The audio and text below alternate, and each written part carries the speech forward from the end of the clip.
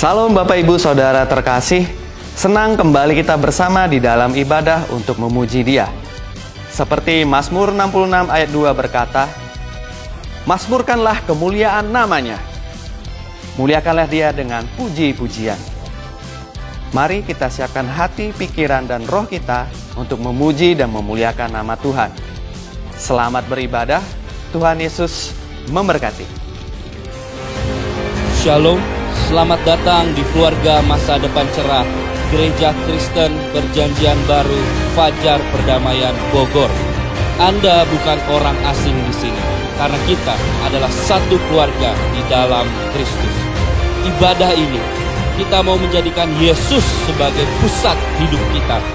Biarlah semua ibadah kita hanya untuk memuliakan Tuhan saja. Haleluya! Sesuai dengan amanat agung Yesus Kristus, kita melakukan pemuridan untuk setiap anggota gereja. Semua yang melayani dalam gereja kita harus mengikuti pemuridan. Kedua paket pemuridan dalam gereja kita, yaitu dasar kekristenan atau DK dan hidup berjemaat atau disingkat dengan HB. Kami menganjurkan saudara-saudari untuk mengikuti pemuridan ini dan pasti akan bertumbuh dan diberkati. Sebagai gereja sel, kami menyelenggarakan kelompok-kelompok kecil. Supaya apa? Supaya kehidupan kekristenan kita bukan hanya sebagai suatu acara saja, tapi kekristenan adalah komunitas yang saling membangun satu dengan yang lain. Silahkan lihat di warta jemaat untuk mengikuti sel grup yang terdekat, atau biasa kita sebut dengan kesan kelompok saling memperhatikan. Selamat datang dan selamat beribadah dengan sukacita. Tuhan Yesus memberkati.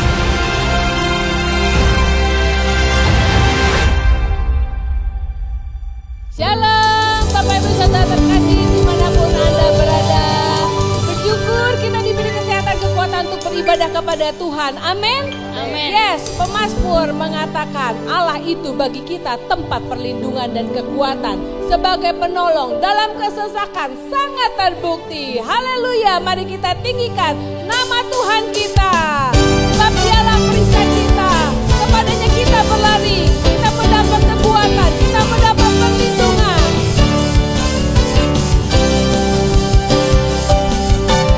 Engkaulah perisaiku, menara kekuatanku Tuhan, gunung batuku. Kaulah pengharapanku, tempat berlindung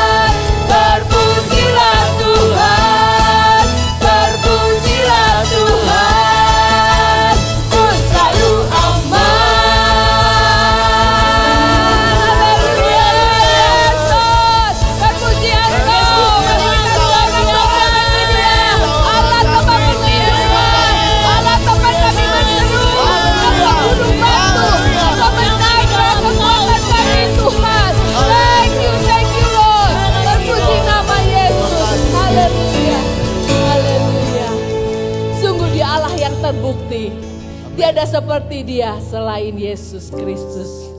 Haleluya, haleluya. Sebab kasih-Nya tak berkesudahan. Kasih-Nya sungguh mempesona kita semua. Siapa yang memberikan nyawanya kepada kita? Tiada selain Dia, Yesus Kristus. Mari kita menyanyikan dengan sungguh-sungguh, masuk ke dalam hadirat Tuhan dengan sikap menyembah kepada Dia. Katakan, Tuhan kasih-Mu sungguh mempesonaku. Tuhan kasih-Mu sungguhlah mempesona diriku. Tuhan kuasa-Mu sungguhlah menggetarkan hatiku. Oh Tuhan, Tuhan kasih-Mu sungguhlah mempesona diriku. Tuhan kuasa-Mu sungguhlah menggetarkan hatiku. Kasih-Mu ya Tuhan, yang Kau limpahkan bagiku, lebih dari yang ku perlu. Kau sediakan bagiku. Ku sembah Kau Tuhan sepanjang umur hidupku. Sepanjang umur hidupku. Nyanyikan dengan sepenuh hati kepadanya. Tuhan kasih-Mu sungguhlah mempesona diriku. Tuhan kuasa-Mu sungguhlah menggetarkan hatiku. Kasih-Mu ya Tuhan, yang Kau limpahkan bagiku, lebih dari yang ku perlu. Kau sediakan bagiku. Ku sembah Kau Tuhan sepanjang umur hidupku. Sepanjang umur hidupku. Yes. Kasih-Mu ya Tuhan, yang Kau limpahkan bagiku, lebih dari yang ku perlu. Kau sediakan bagiku. Ku sembah Kau Tuhan sepanjang umur hidupku. Sepanjang umur hidupku. Sepanjang umur hidupku. Sepanjang umur hidupku.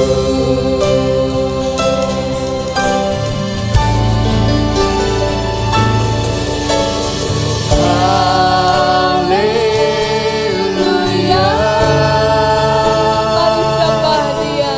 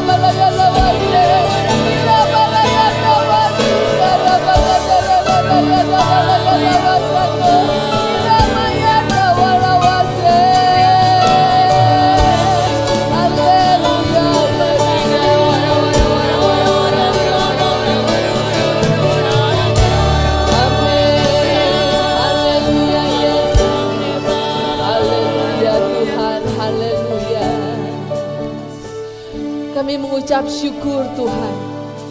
Ada damai sejahtera ketika kami masuk hadirat Tuhan.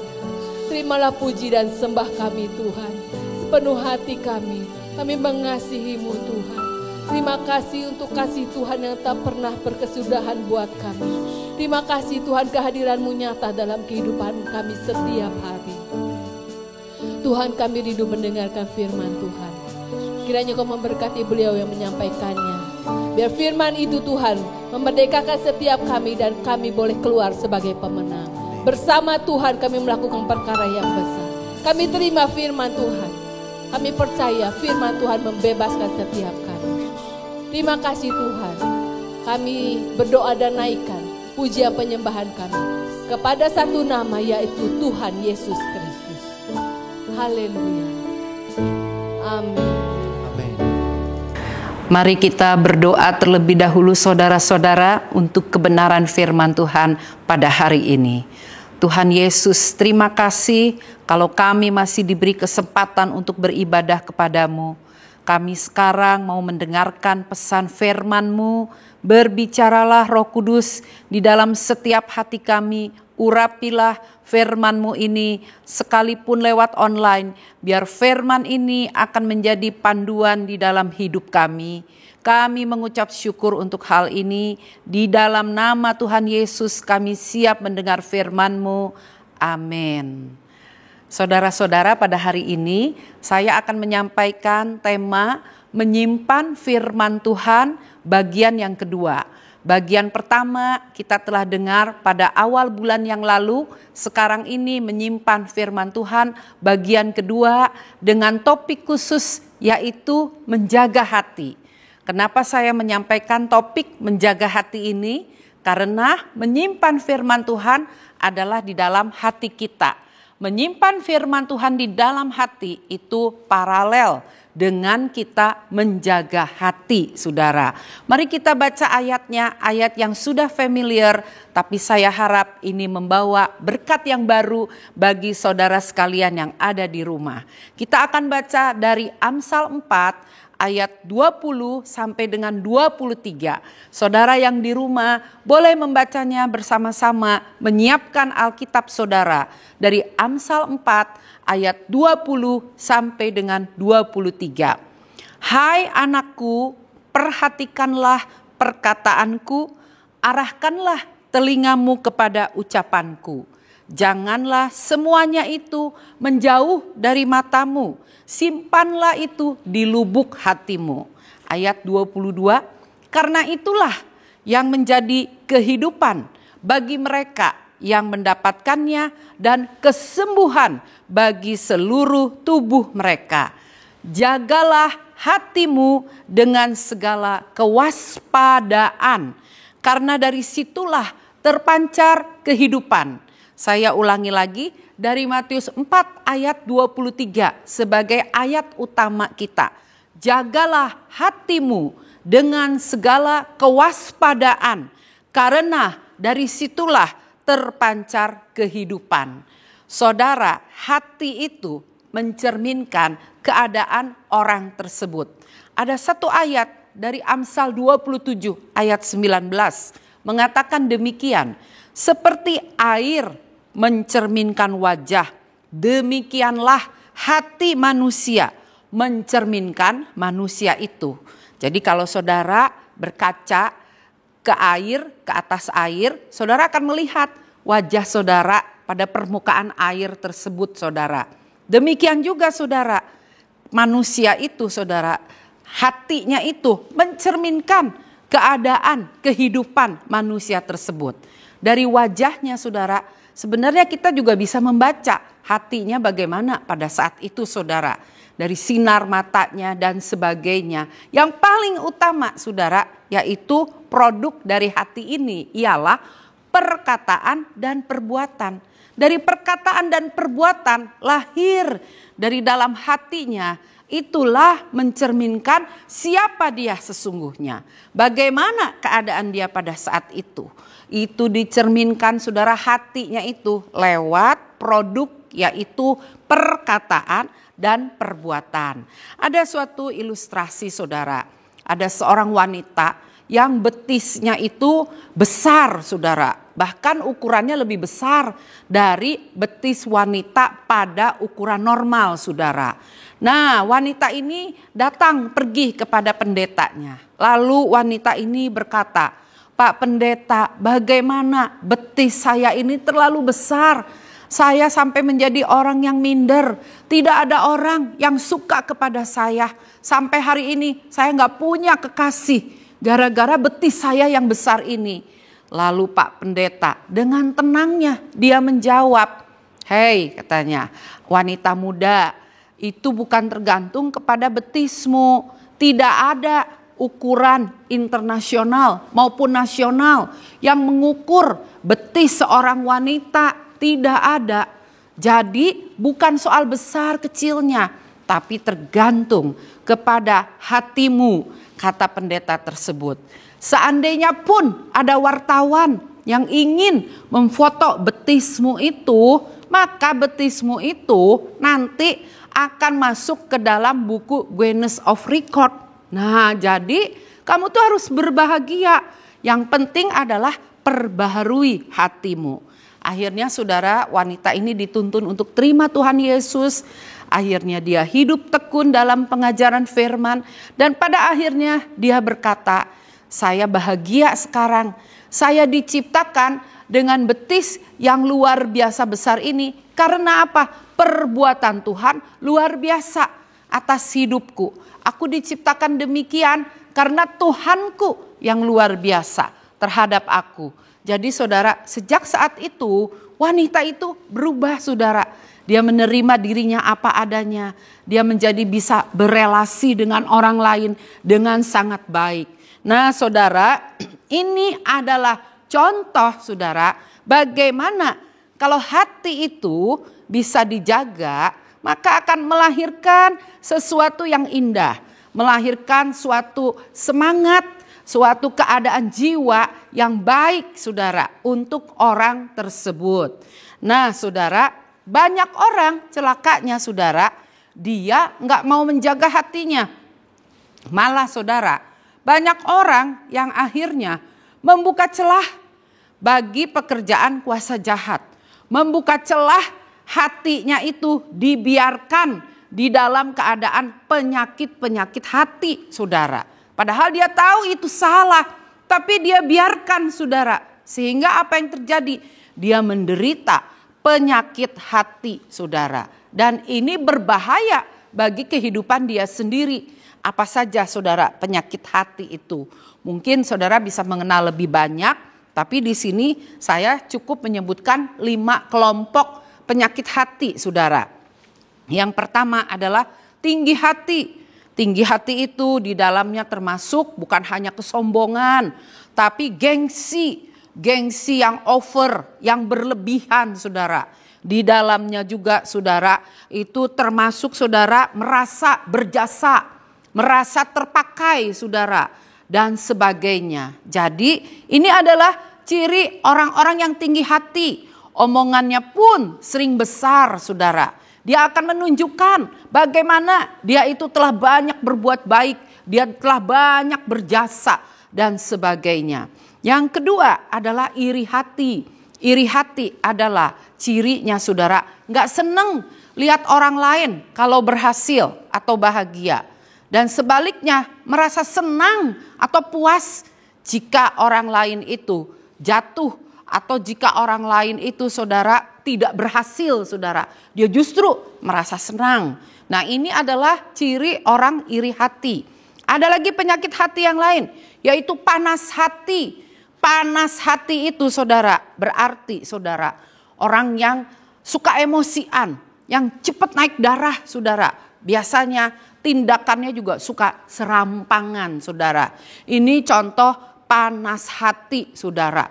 Kemudian tawar hati. penyakit hati yang berikutnya, tawar hati ini saudara. Sering kita terintimidasi, sering kita merasa khawatir, sering kita takut terus menerus, bahkan yang tidak pada tempatnya.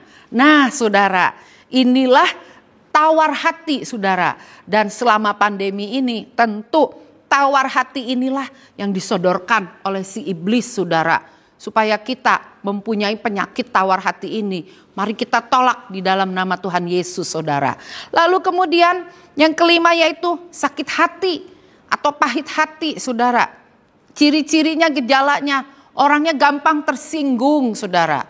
Orangnya cepat pundung saudara. Orangnya cepat kecewa saudara. Nah ini ciri orang-orang yang punya penyakit hati alias sakit hati, pahit hati saudara. Dan banyak orang yang sakit jasmani yang saya pernah layani ternyata asalnya adalah dari penyakit hati saudara.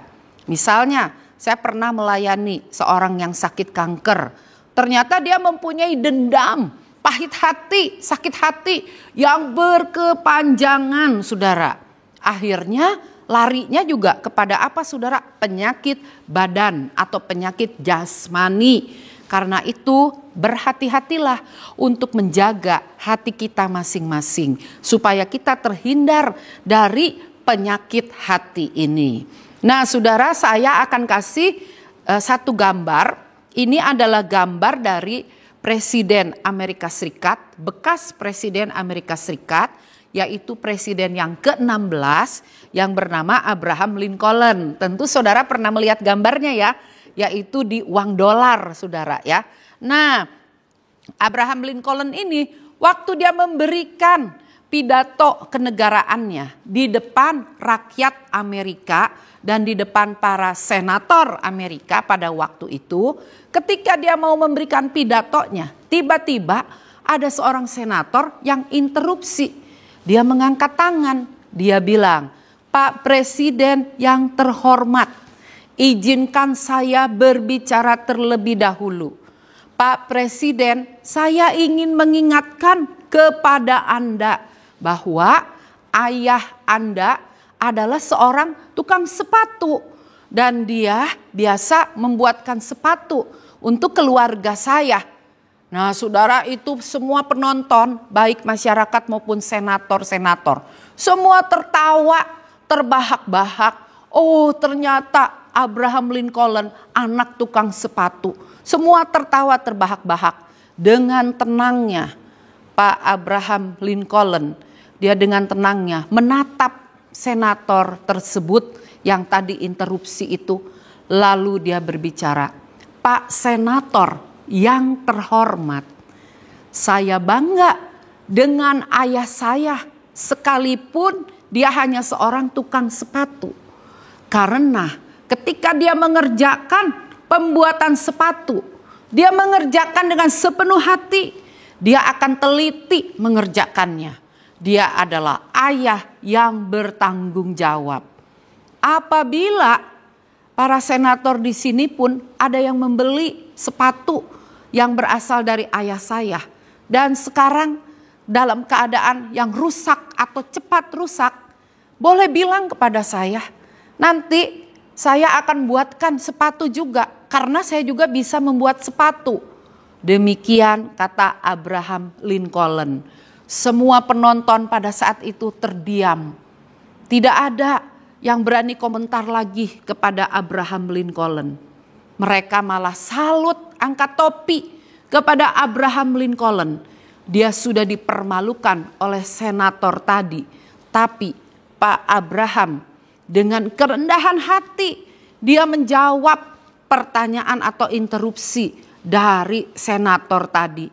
Semua orang mengakui sekalipun Abraham Lincoln seorang presiden, tapi dia penuh dengan kerendahan hati.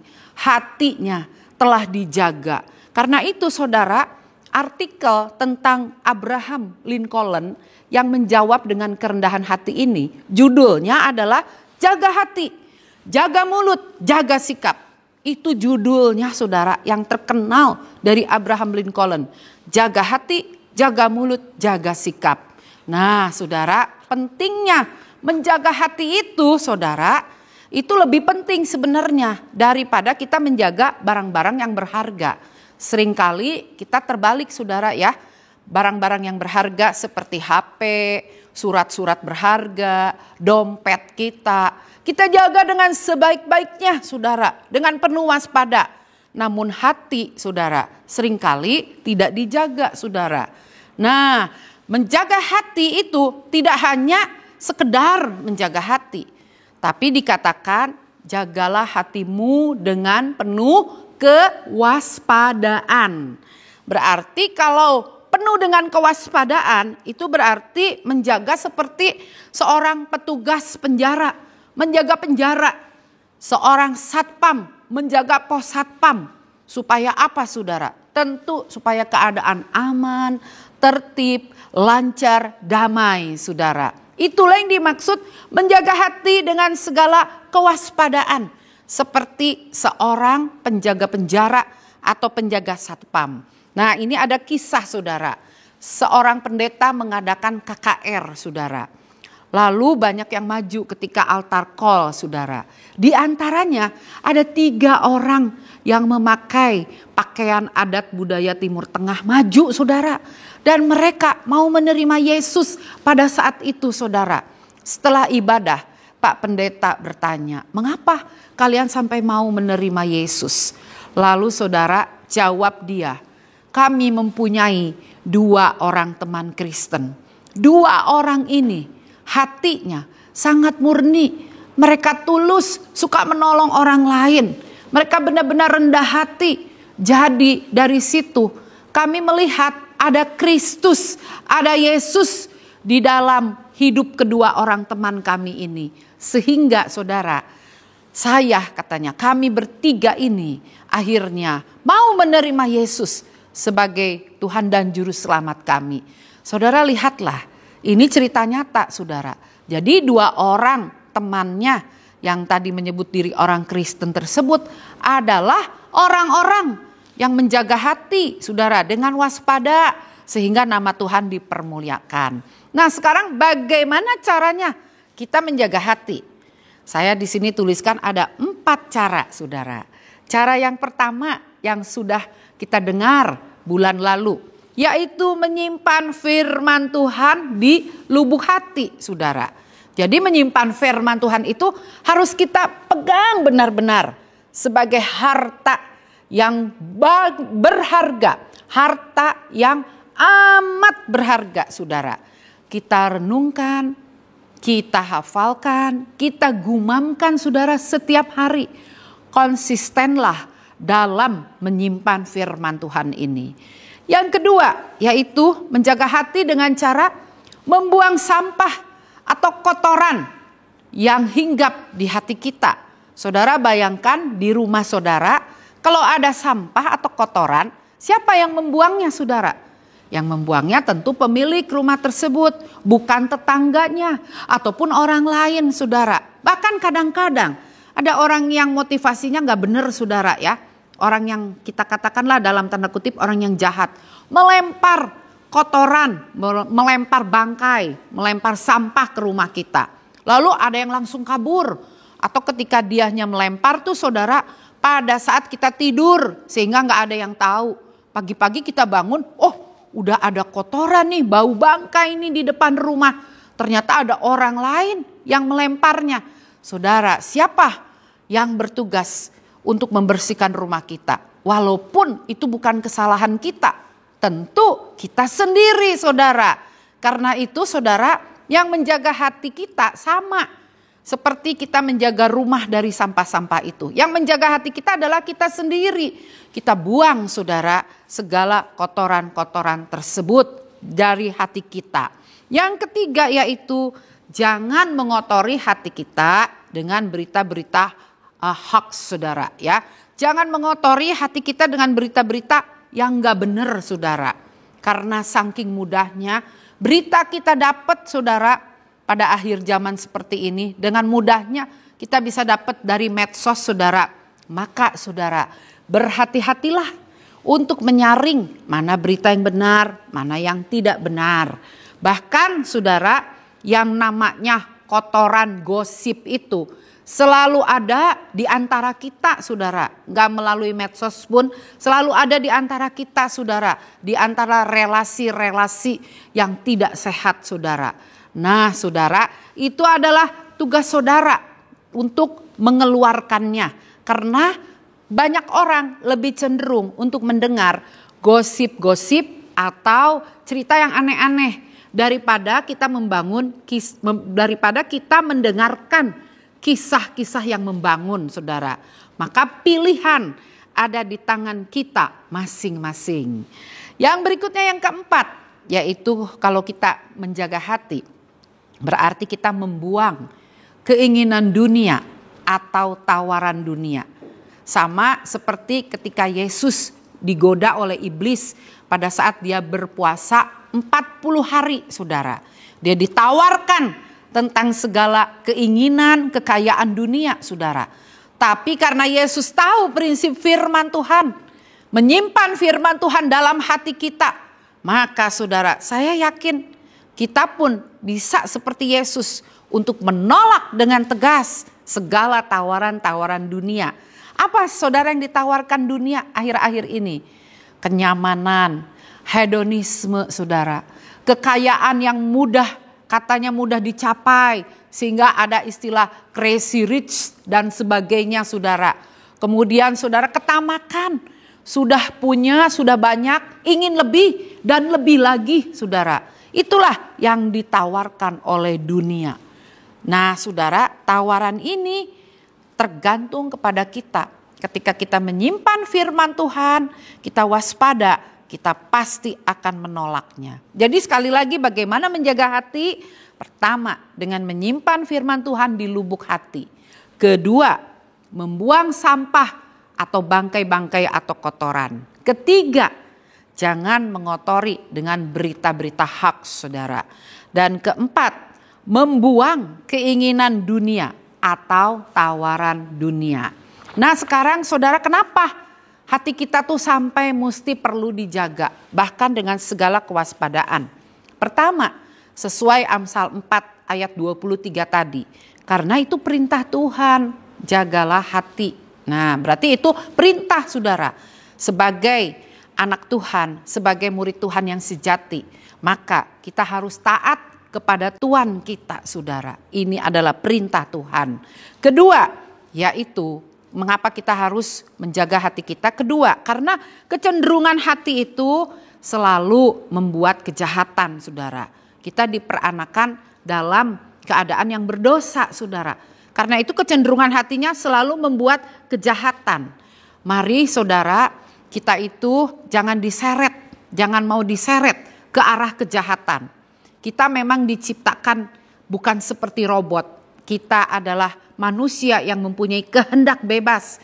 Tetapi jangan mau diseret ke arah kejahatan. Karena nanti akibatnya yang fatal itu dirasakan oleh kita sendiri, saudara. Karena itu mari, saudara, hati kita jaga. Yang ketiga, mengapa hati perlu dijaga? Karena Tuhan yang menyelidiki hati kita. Dia Allah yang maha tahu. Yeremia 17 ayat 10, saudara. Kalau saudara mempunyai terus kepekaan kepada kuasa Roh Kudus, Roh Kudus menegur di dalam hati kita karena kita telah berbuat salah. Saudara, terimalah teguran itu dengan sukacita, saudara. Berarti apa? Saudara masih hidup di dalam anugerahnya, saudara. Maka terimalah dengan sukacita teguran tersebut. Nah, saudara, ada satu kisah, saudara. Ini, saudara, kalau saudara pernah dengar lagu Bapa Sentuh Hatiku, lagu yang demikian terkenal dibawakan oleh Maria Sandi, saudara. Nah, lagu ini penciptanya, saudara, kalau nggak salah namanya Bapak Jason, ya. Nah, lagu Bapa Sentuh Hatiku itu begitu terkenal. Bapa sentuh hatiku, ubah hidupku menjadi yang baru. Nah, saudara, ternyata itu ada kisahnya di balik lagu itu, saudara. Jadi, saudara, pencipta lagu itu mempunyai seorang teman, saudara, seorang anak wanita di kotanya yang lama. Anak wanita ini ternyata diperkosa oleh ayahnya sendiri, saudara. Dan itu bukan satu kali, saudara. Dan anak tersebut sampai menderita depresi. Hidupnya menjadi setengah gila, saudara. Karena perlakuan ayahnya yang kacau tersebut. Saudara, karena dia setengah gila, maka saudara dia dipasung, saudara. Oleh keluarganya dia dipasung, kaki dan tangannya dipasung. Nah saudara, pencipta lagu Bapak Sentuh Hatiku ini, ketika mendengar kejadian itu tentu hatinya sedih.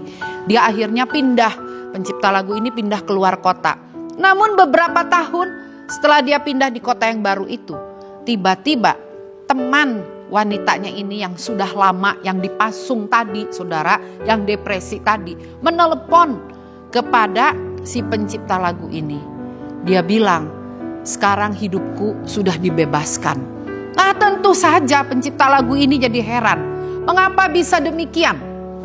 Ternyata saudara, dia bilang, karena sudah bertahun-tahun akhirnya rantai itu atau mungkin tali itu saudara yang dipakai untuk memasung dia putus, saudara. Putus sehingga dia bisa bebas dari pasungan itu. Dan dia saudara mau membunuh ayahnya itu. Dia udah bertekad, yang pertama kali aku lakukan kalau aku bebas, aku bunuh orang tuaku yang jahat itu, saudara. Nah dia udah bertekad demikian. Tapi tiba-tiba datanglah Yesus kepadanya di dalam pakaian yang putih dan bercahaya. Dia dengan jelas mendengar Yesus berkata, maafkanlah ayahmu. Saudara, dia di situ menjerit. Dia belum bisa langsung memaafkan. Dia menjerit, saudara. Lalu saudara, apa yang Yesus lakukan? Ketika orang ini mengatakan dia bersaksi, bertemu dengan Yesus secara pribadi, Yesus memeluk dia, saudara. Yesus memeluk dia. Dan Yesus, saudara, mengatakan, aku mengerti keadaanmu, anakku. Aku mengasihi kamu. Nah saudara, hatinya dipenuhi dengan kasih dan damai sejahtera, saudara. Dan dia akhirnya memutuskan memaafkan ayahnya. Dan sejak saat itu terjadilah rekonsiliasi antara dia dengan ayahnya dan juga dengan keluarganya. Seluruh keluarga melihat kasih Tuhan mengalir di dalam keluarga tersebut. Dan akhirnya pencipta lagu ini menciptakan lagu Bapak Sentuh Hatiku. Ini saudara, lagu ini jadi bukan karena bayangan semata-mata, tapi memang ada kisah nyata di balik lagu tersebut. Nah saudara, tentu ini adalah contoh dari orang yang hatinya dibasuh oleh kasih Yesus. Hasilnya apa saudara? Bila hati kita dijaga. Amsal 4 ayat 18 mengatakan, ayo saudara yang di rumah baca bersama-sama ayat ini bersama saya. 1, 2, 3. Tetapi jalan orang benar itu seperti cahaya fajar yang kian bertambah terang sampai rembang tengah hari. Nah saudara, jadi kalau kita itu orang yang sudah dibenarkan oleh darah Yesus dan kita mau menjaga hati kita dengan segala kewaspadaan, maka kita itu dikatakan seperti cahaya fajar. Dari mulai subuh, terus dia mulai timbul matahari itu.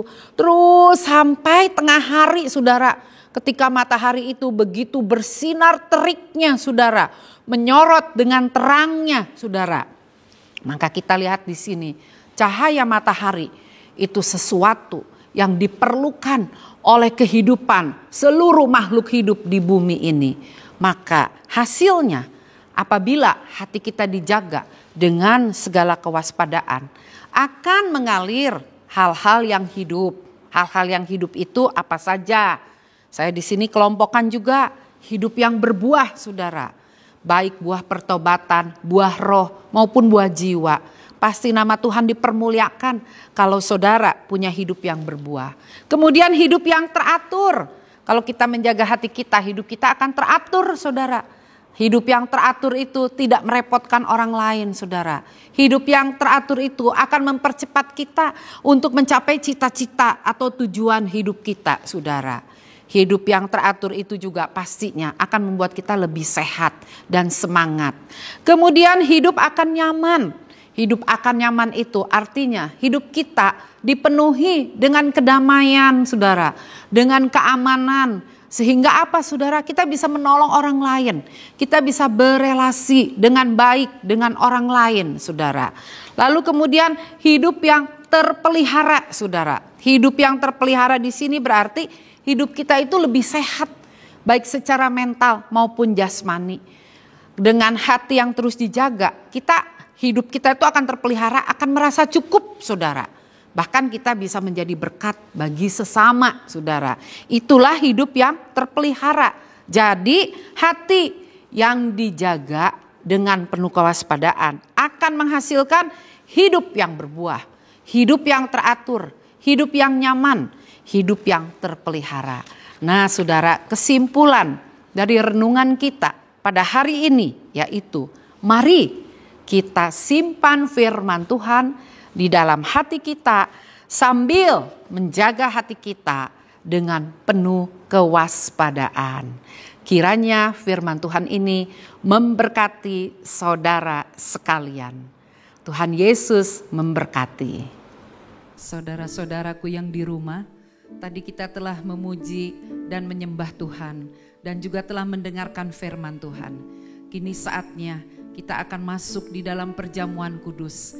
Sebab itu saudara-saudara yang di rumah boleh menyiapkan cawan dan roti masing-masing yang ada di rumah saudara.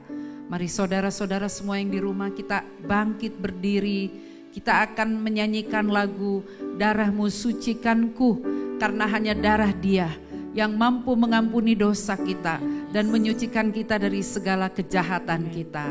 Mari sama-sama kita nyanyikan lagu ini sebelum nanti kita mengangkat roti dan cawan. Darah-Mu sucikanku, darah-Mu sembuhkanku,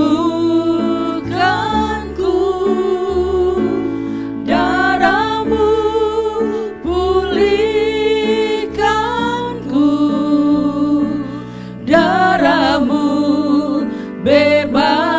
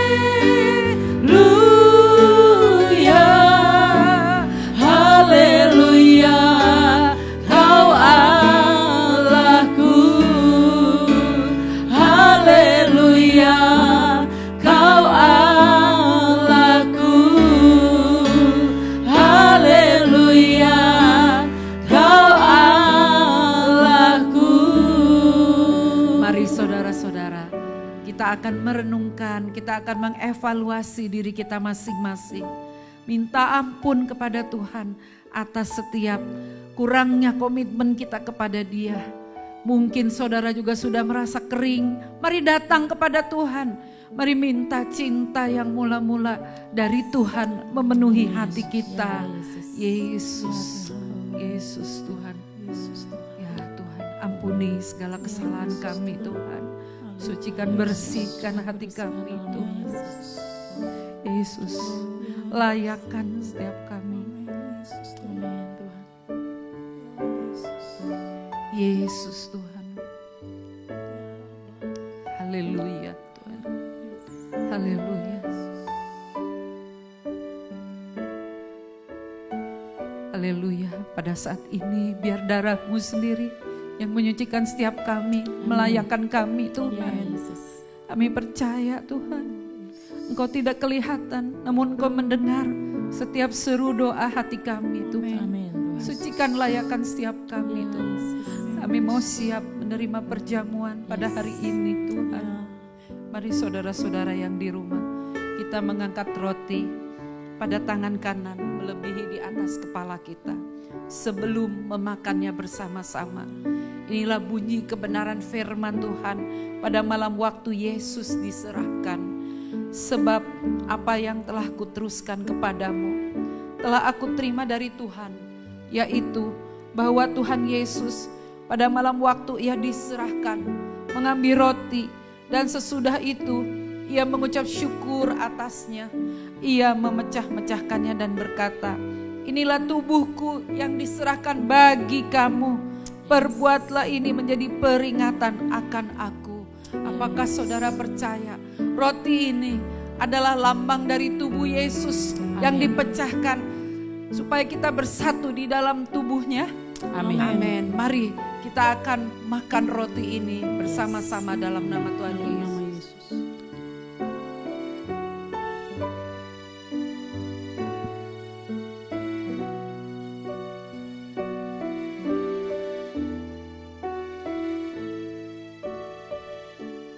Mari saudara kita mengangkat cawan pada tangan kanan kita. Demikian juga Ia mengambil cawan sesudah makan lalu berkata, cawan ini adalah perjanjian baru yang dimeteraikan oleh darahku. Perbuatlah ini setiap kali kamu meminumnya menjadi peringatan akan aku. Sebab setiap kali kamu makan roti ini dan minum cawan ini, kamu memberitakan kematian Tuhan sampai Ia datang. Apakah saudara percaya cawan ini adalah lambang dari darah Yesus yang dicurahkan supaya dosa-dosa kita diampuninya? Amin. Amin. Mari kita akan minum bersama-sama dalam nama Tuhan Yesus.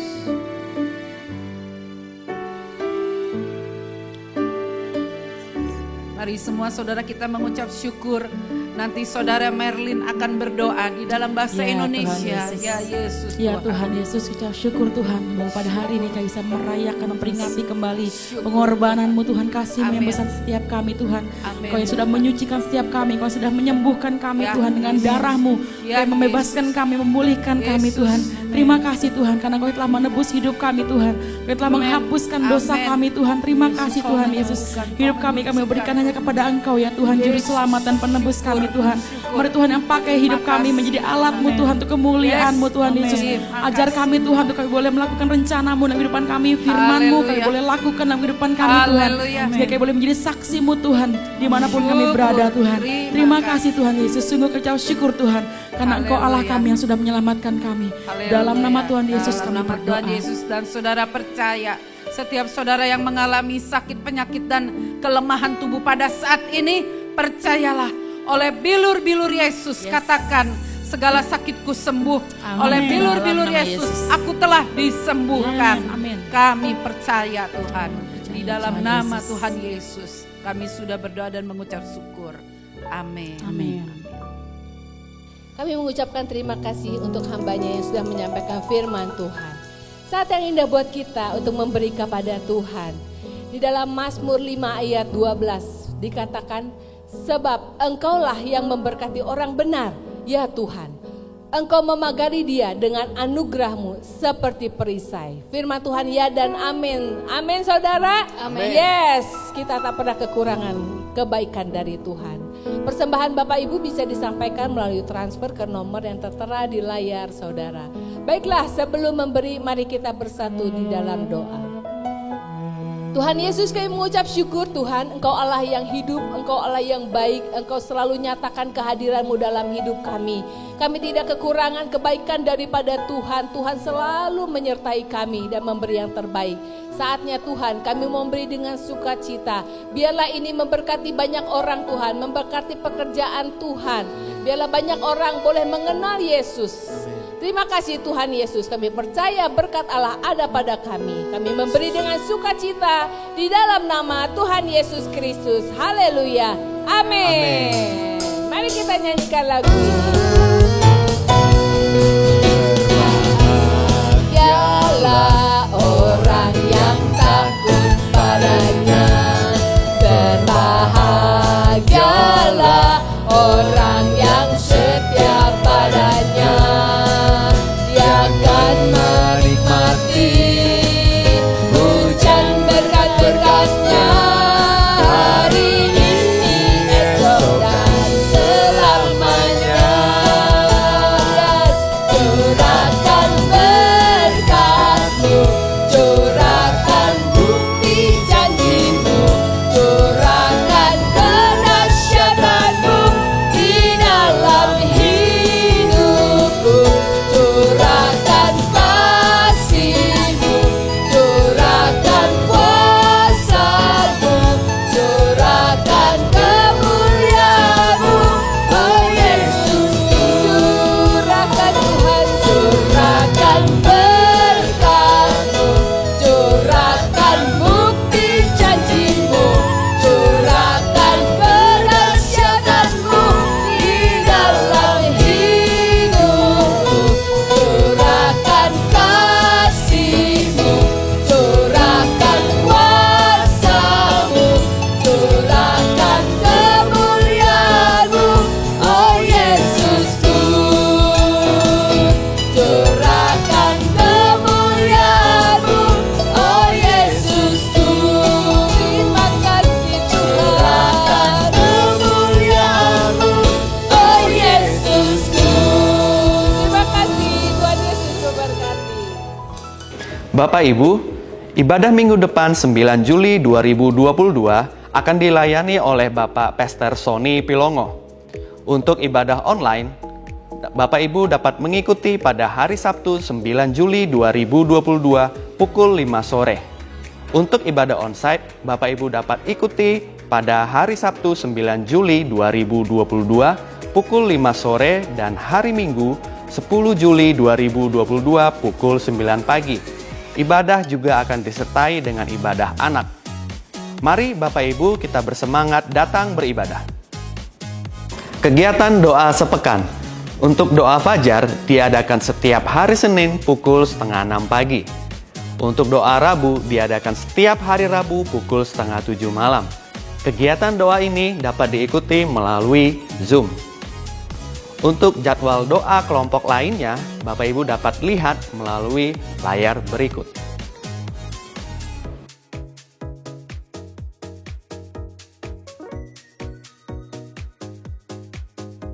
Mari Bapak Ibu kita ikuti dan terus semangat di dalam doa.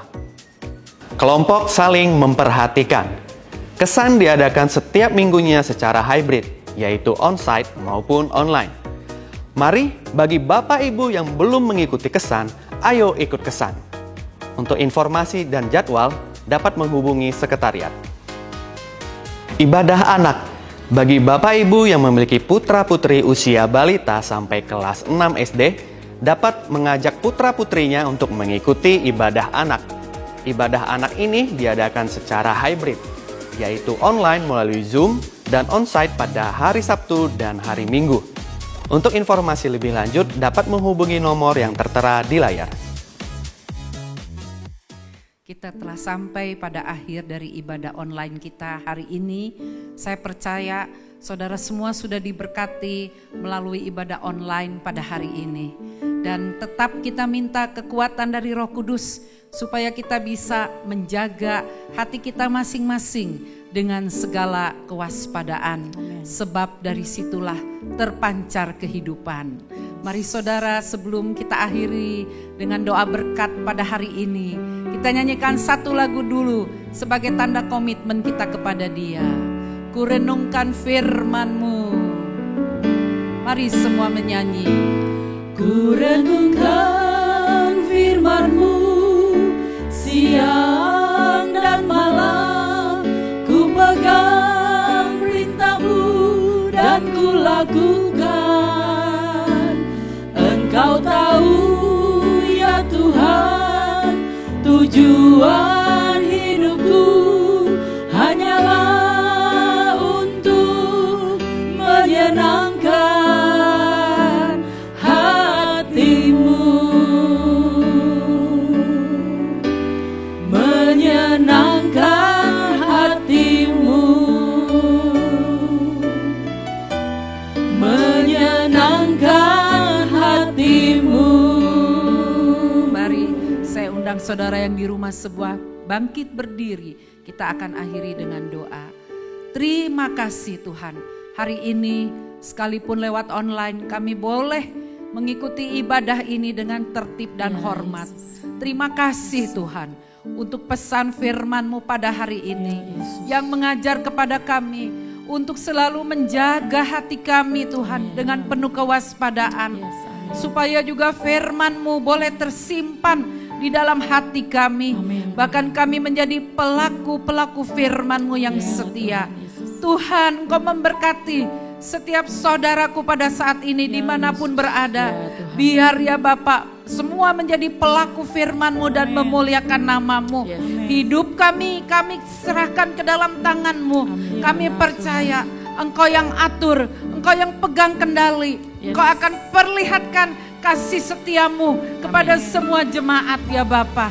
Terima kasih Tuhan untuk segala kebaikan-Mu. Tidak lupa kami berdoa untuk bangsa Indonesia. Kami selalu berdoa supaya bangsa Indonesia mengalami banyak pertobatan Tuhan. Banyak orang berbalik Tuhan, boleh mengenal nama-Mu Bapa. Bahkan kami rindu Tuhan supaya pandemi segera berlalu Tuhan. Biarkan Kau angkat segala virus-virus dan segala penyakit. Engkau yang akan gantikan dengan kesehatan dan berkat-berkat rohani, berkat jasmani tercurah atas bangsa kami Tuhan. Terima kasih Tuhan Yesus. Mari saudara-saudara yang di rumah, kita mengangkat kedua tangan kita. Kiranya Tuhan yang memberkati engkau dan melindungi engkau. Kiranya Tuhan menyinari engkau dengan wajah-Nya dan memberi engkau kasih karunia. Kiranya Tuhan menghadapkan wajah-Nya kepadamu dan memberi engkau damai sejahtera, kasih sayang dari Allah Bapa, Tuhan Yesus, dan persekutuan dengan Roh Kudus menyertai kami semua mulai dari hari ini sampai Tuhan datang yang kedua kali. Semua yang di rumah, mari sama-sama kita katakan amin. Amin. Tuhan Yesus memberkati.